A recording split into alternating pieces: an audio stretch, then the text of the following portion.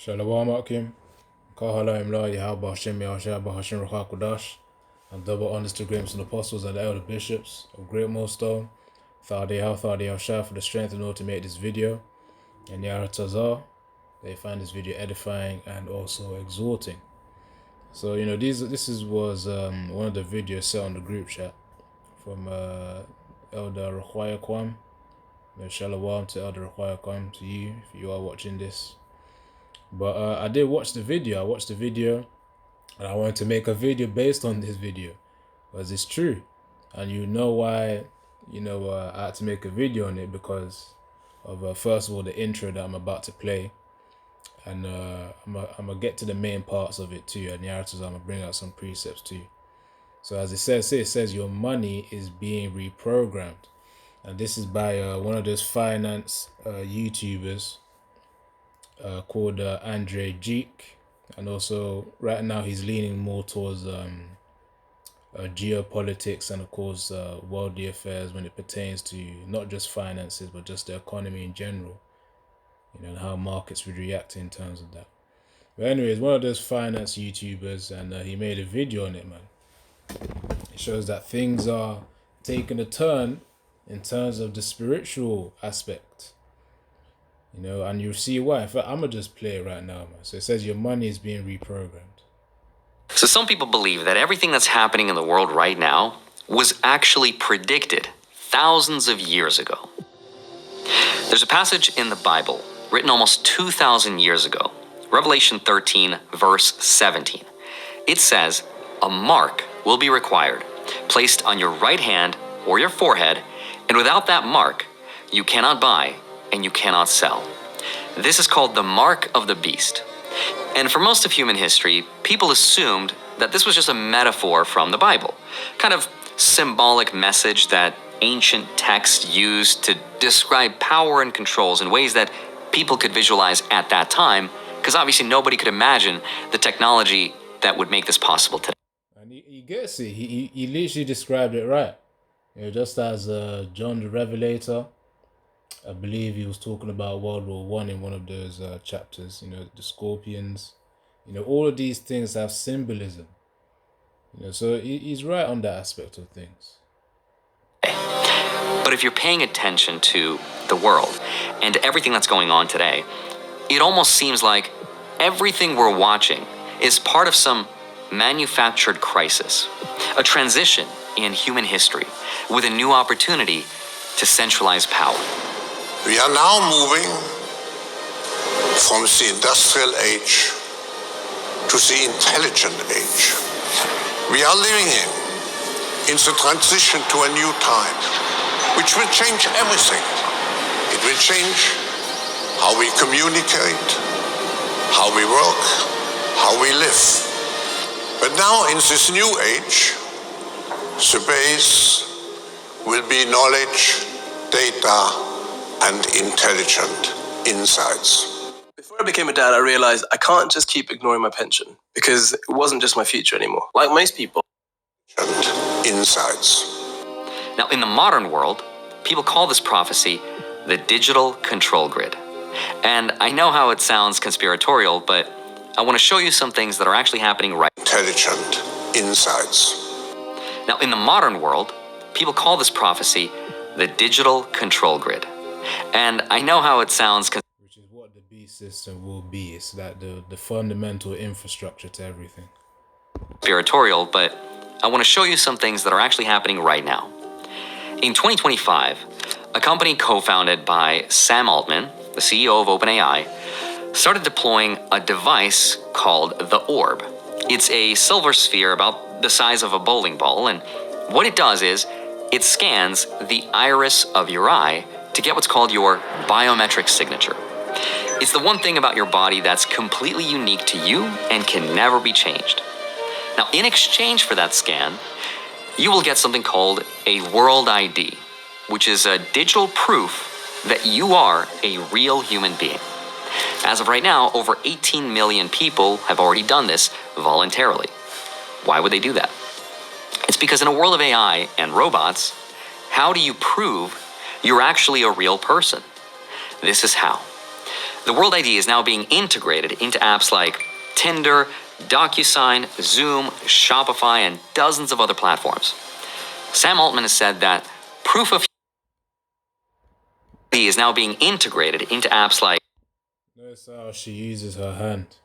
You got these palm scanners as well. I believe if it's not Amazon Go, is it Amazon Fresh?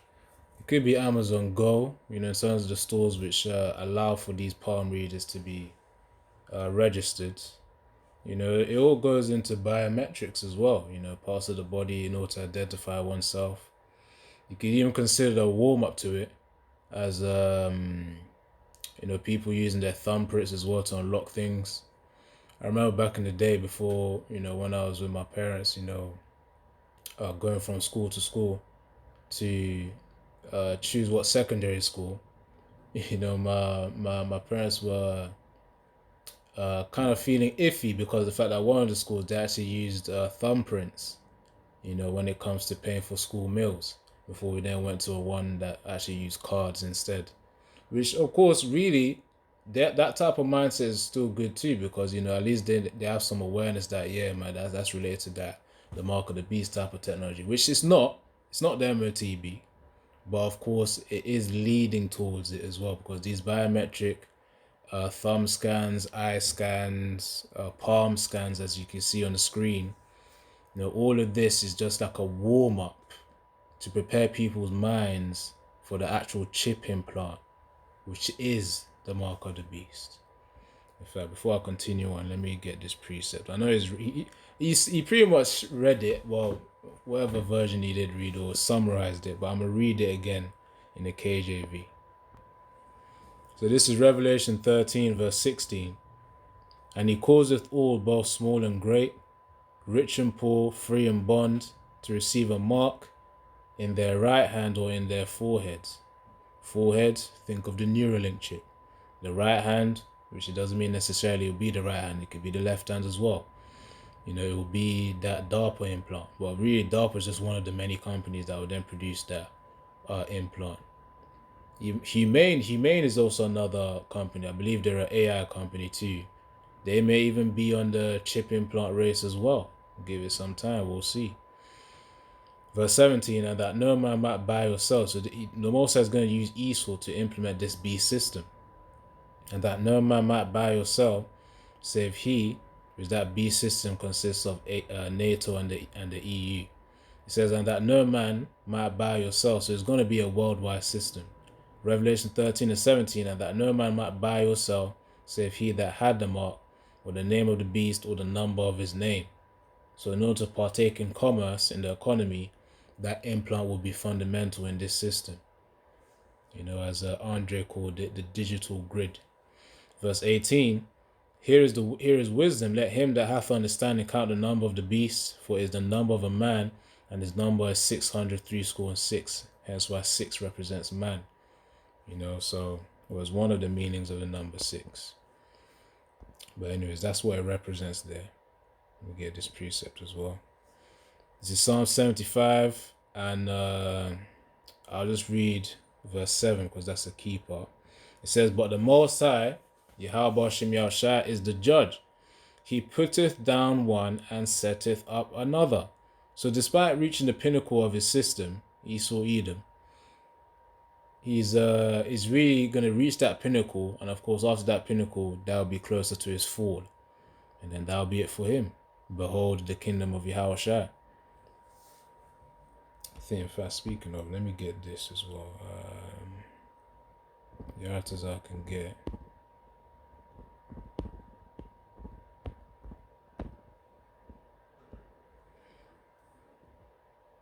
Yep, Job 20 and verse 23. When he is about to fill his belly, the Most High shall cast the fury of his wrath upon him, and shall rain upon him while he is eating, which means at the pinnacle of his achievement, which will be this chip implant B system. That's when the Most High is going to send that judgment, that fury, and that's when Babylon the Great will be very close, not even very close, it will be at its impending doom, and these nations again will send those missiles, man, as it says in Joel chapter 2 and chapter 3, talking about World War III as well. So let's get back to the video, and I'll bring out some more precepts. ID is now being integrated into apps. It's because in a world of AI and robots, how do you prove you're actually a real person? This is how. The World ID is now being integrated into apps like Tinder, DocuSign, Zoom, Shopify, and dozens of other platforms. Sam Altman has said that proof of human will eventually be required by every website, every app, every transaction on the internet. People are really going to need this and really going to need to do this in a privacy-preserving way. So World ID is our effort at that, and our goal is to make World ID be. And they're not gonna need to do this. Well, of course they'll be put in a position of difficulty, but if they ain't got the knowledge of the scriptures, the truth, or the backing of Yahweh Hashem Yahushua, you be in a state of fear, which will not be conducive of the saving of your soul, which will be through Yahushua. And let me see something. Hold on. By every website, every app, every transaction on the internet. People are really going to need this and really going to need to do this in a privacy-preserving way. So World ID is our effort at that, and our goal is to make World ID be this new proof. It's an app for now. It's an app for now, but that's going to be integrated through that implant, man, the mark of the beast. Human for the internet. Don't panic, patch it. Garnier 8-Hour Blemish Patch Invisible. 87% agree it's so invisible they forget it's there.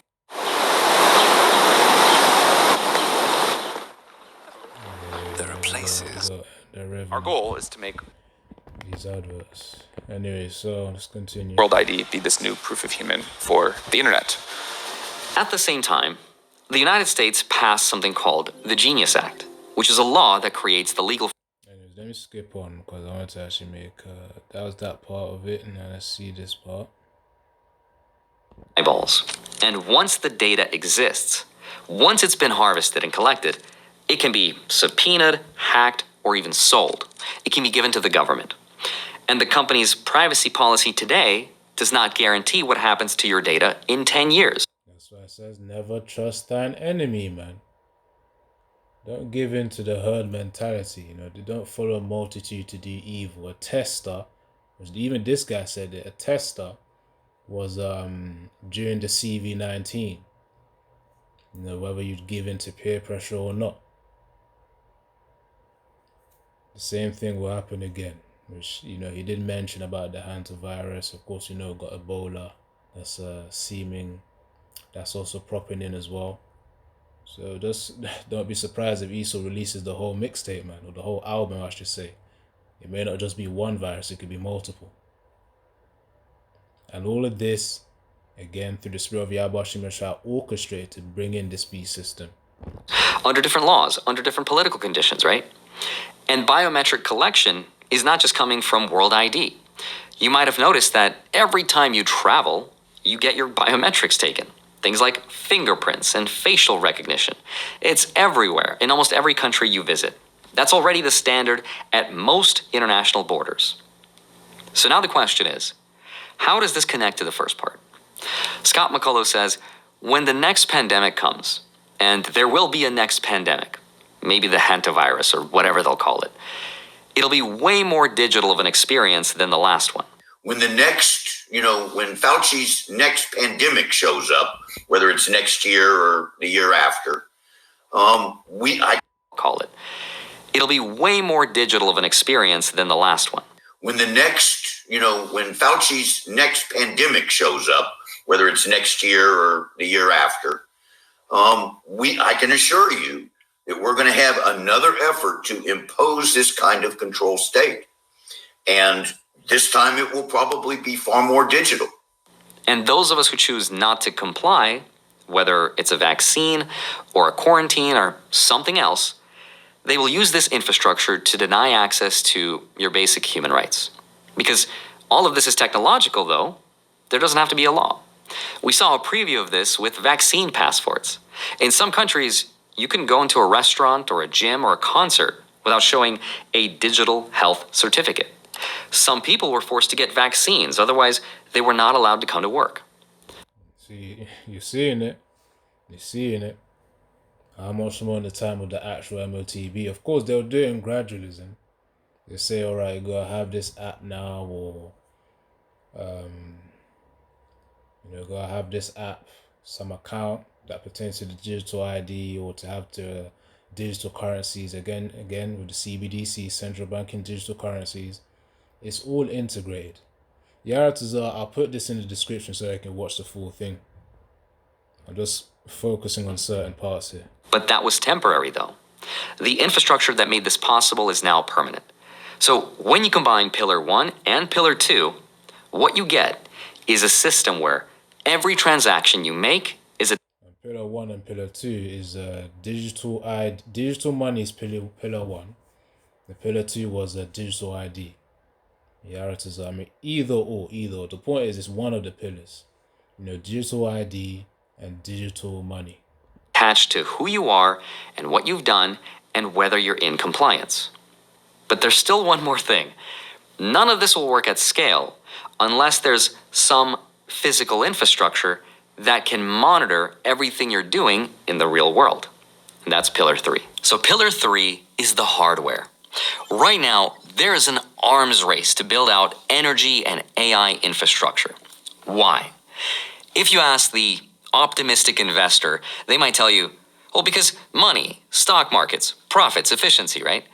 But if you ask a pessimistic investor, they might say, do you really think that there's an arms race for energy so that you could use Claudebot and image generators more efficiently?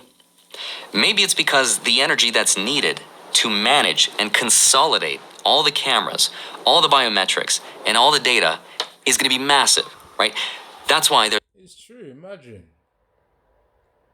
I would even say, billions upon billions of people, of whom have to then take this darn chip, which, remember, in the part of the Stones, they want to try and cull the population to 500 million.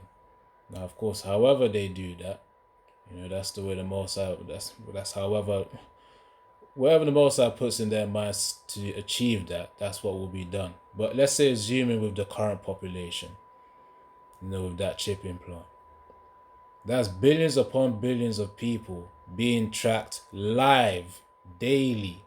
Hence why they need the artificial intelligence as an infrastructure. These data centers, which of course is not just for storing data, which is where they'll store your digital ID, it's also to process data as well. In fact, let me let the guy talk. Let him talk. a huge push for technologies like spatial control. It's this ability to track where people are and then express that location in real time mathematically. The FCC has been trying to override controls on where cell towers can be placed, so they can be installed every 400 to 700 feet, which would be close enough together that your phone's location can be triangulated at all times, indoors or outdoors, and whether you have location services turned on or not. There's even Wi-Fi, which can apparently locate... It was formerly before, the upgrade of, 5G and whatnot. Typically, they locate you with your SIM. I mean, really, that's how you actually connect to the telecommunications network. It's via your SIM. So through your SIM card, they can actually track you. where you are in real time inside your own house. And then above... That's why in the movies, them secret agent assassin type movies, when they want to go rogue or something, they always kill the battery or remove the battery and remove the SIM card and break it. There's now commercial satellites. I mean, there's a reason why, over the time, from the 2000s to right now, with the progression of the phone, there were detachable batteries for these smartphones, and now they're embedded batteries. There's a reason why. And now you got eSIM, which is even harder now. So something to think about. That can beam Wi-Fi directly to devices on the ground, which means even if you have no connection, the network can still reach you. Triangulated at all times, indoors or outdoors, and whether you have location services turned on or not. There's even Wi-Fi, which can apparently locate where you are in real time inside your own house. And then above that, It's not just for saving bills when you switch off those sockets, man. It's hindering Esau's ability to look at you as you move across your home. And who knows, maybe that might be the reason why you might hear helicopters at absurd hours in the early morning. For those like him that live in the UK. In America, brothers can speak for themselves, but in the UK, which is where I'm at, certain times of the night, there do be helicopters that just be flying out there. Some of them just stay in the position for quite a few minutes. You never know. They could be accessing that Wi-Fi map. It's got to open your eyes, brothers and sisters too. There's now commercial satellites that can beam Wi-Fi directly to devices on the ground, which means even if you have no connection, the network can still reach you. Now, why would they want to do any of this? It's because that will allow for the ability to program your money specifically, such that it might not work more than a mile from your house. This applies to your car as well. There's something called the kill switch. Congressman Thomas Macy is trying to remove it, but it is now legally required in every new car sold in America. It's a switch that can remotely turn off your car. That's the law right now. But there is a law that states that every vehicle manufactured is going to have a kill switch in it. The car itself will monitor your driving. And if the car thinks that you're not doing a good job driving, it will disable itself. So the car dashboard becomes your judge, your jury, and your executioner. And they could probably kill you in it as well. Oh boy, what times we live in.